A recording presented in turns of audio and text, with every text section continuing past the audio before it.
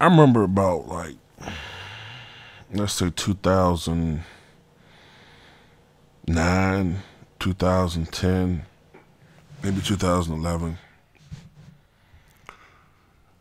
I remember analysts.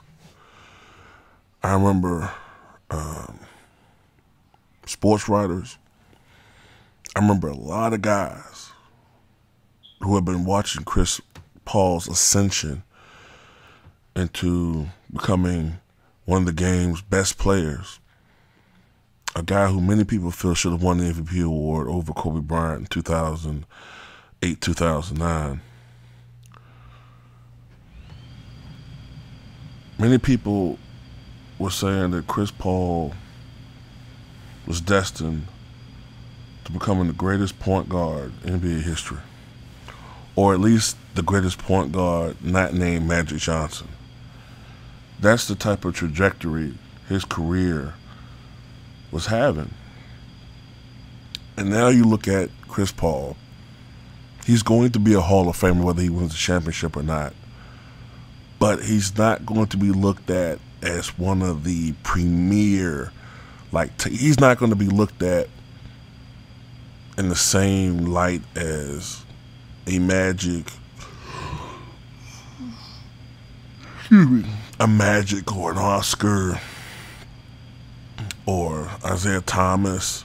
He's not going to be looked at on that level because in the postseason, he's never been able to achieve the ultimate glory, which is an NBA championship. To talk about Chris Paul's 2008-2009 season, though, 22.8 points, 5.5 rebounds, 11 assists, which led the NBA at the time, 2.8 steals, which is led the NBA at that time, which is also his career high. He shot 50% from the floor, 36% from three. Just 87% from the foul line. I mean, he had an unbelievable season, unbelievable dominant season. At that time, he played for New Orleans Hornets, a team that some people, I think some person in my comment section has rumored that Chris Paul may be interested in going back to New Orleans, playing for the Pelicans, of course. But I just feel for Chris Paul, man. Tonight, his Clippers lost to the Utah Jazz 96-92. And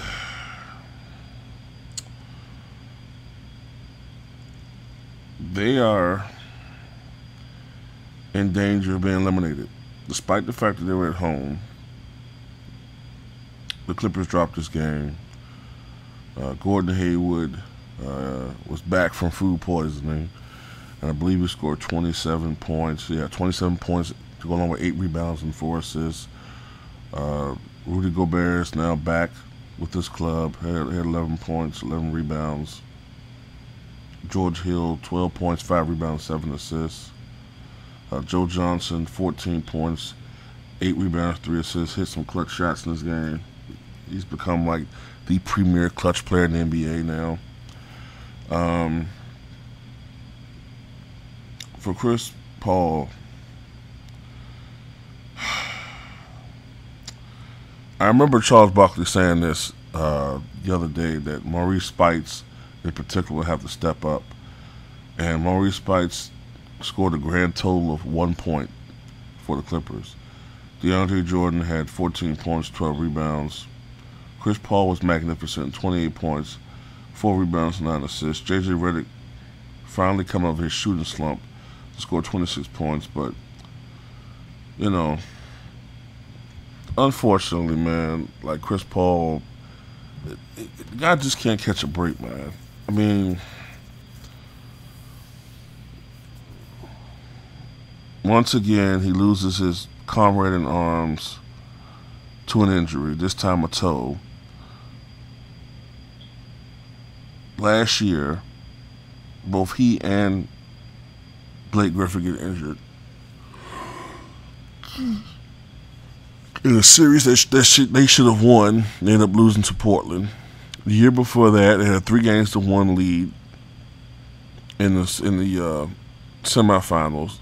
Like they was on the verge of playing Golden State for the Western Conference Championship, and then they blow a 3-1 lead. I remember one game. Was it the elimination? Would have been the elimination game. Houston scored like what was it, 48 points or something in the fourth quarter. I can't remember the exact numbers, but then they had guys that can't even really shoot threes that were knocking down three. I mean, I really think, man, I'm starting to think there's a such thing as a Clippers curse, man. Like, did Donald Sterling like put some voodoo hex on this team, man? I mean, this is going on, but well before Donald Sterling had to give up his team, as far as the Clippers being cursed. But it's like it's intensified. Like, I don't get it, man.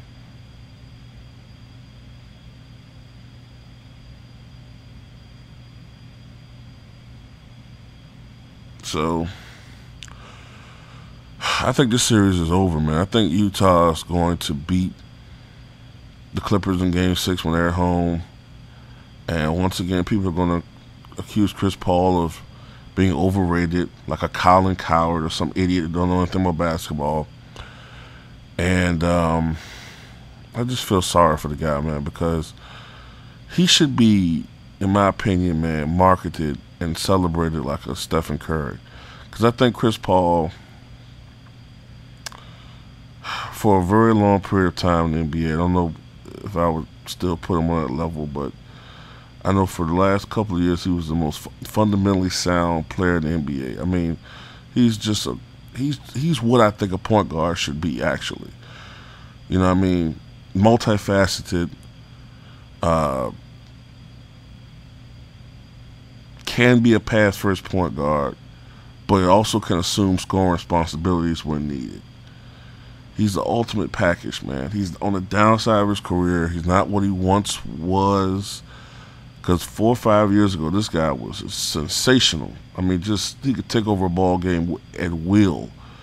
Now he can do it in stretches, but he can't do it consistently as much as he once did. But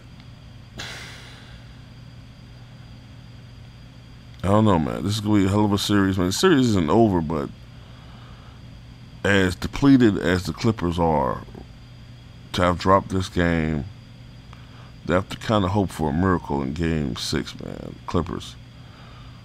But tell me what you guys think.